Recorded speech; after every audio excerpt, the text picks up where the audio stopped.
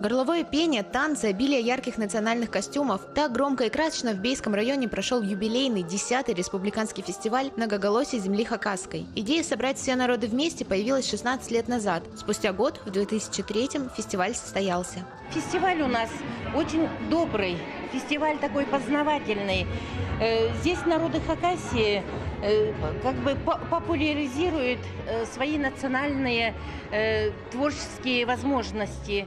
Фестиваль кочующий, то есть каждый год он проходит в разных районах Хакасии, а значит, с культурой народов, проживающих в республике, знакомится все больше людей. Наши все общественные организации этнической направленности представляют свою культуру, декоративно-прикладное искусство, костюмы и, самое главное, творчество.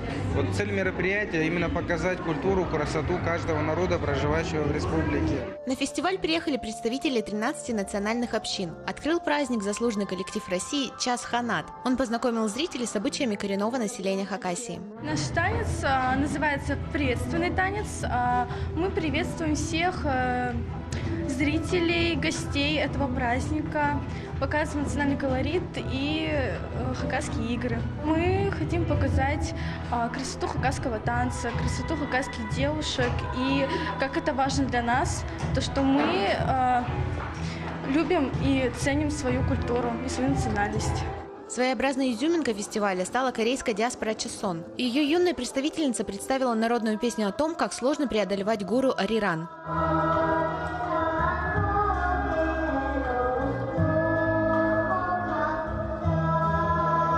Исполнительница пояснила, что это произведение выбрано не случайно, оно полностью отражает душу корейского народа.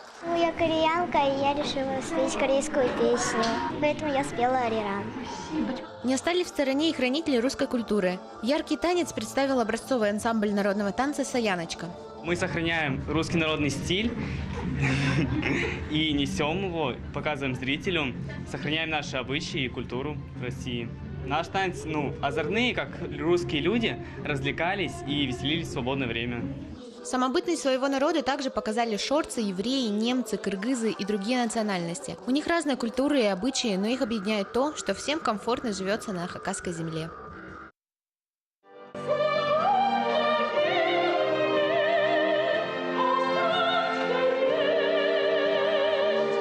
Дуэт из мюзикла Эндрю Ллойда Вебера «Призрак оперы» будет звучать под занавес первого отделения концерта в честь юбилея Зинаиды Аршановой.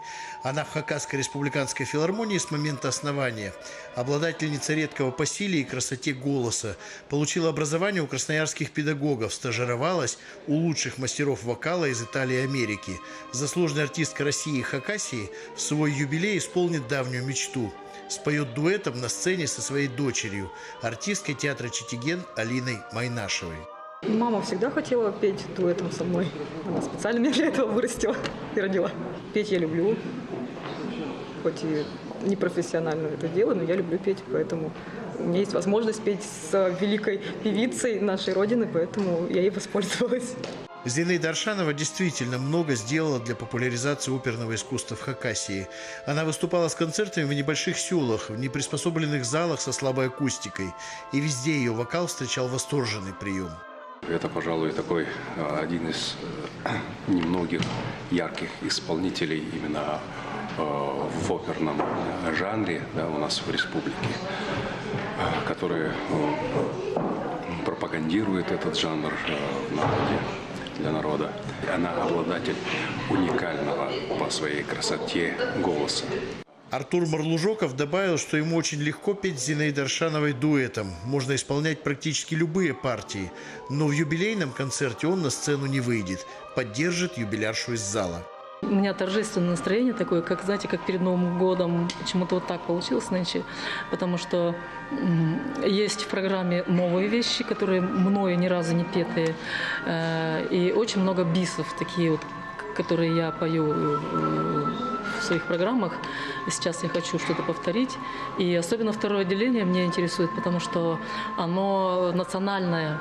Во втором отделении 9 номеров. Прозвучат произведения Олега Такаякова, Оксаны Алахтаевой, Александра Кинеля и Георгия Челбаракова. Конечно же, его знаменитая «Белая береза» и «Птицы родной земли». Оба отделения на сцене симфонический оркестр. Сюрприз обязательно готовим. Именно в хорошем смысле сюрприз, необычные, очень яркие номера. И Шарль Гуно у нас вот бы у вступления к Ромео и Джульетте мы один раз его играли, давно уже совсем очень яркая музыка. В Верди будем играть. Мы необычно в концертах не играем, огромное вступление, оно как отдельная симфоническая пьеса получается. Мы будем здесь тоже полностью играть. Юбилейный концерт Зинаиды Аршановой пройдет в Большом зале Республиканской филармонии 1 ноября.